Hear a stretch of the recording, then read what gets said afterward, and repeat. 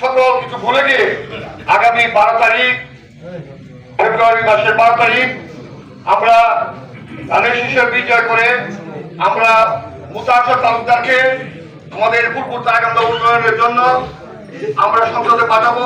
এটাই আল্লাহর কাছে শেষ।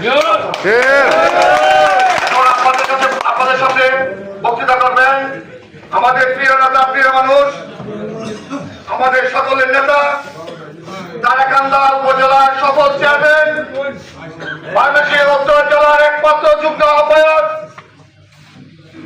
তাকে তারেক রহমান আমাদের চেয়ারম্যান ধানের শীষের ফুলপুর তারাকান্দা কান্ডারি করেছেন। সে আমাদের প্রিয় মানুষ, প্রিয় নেতা।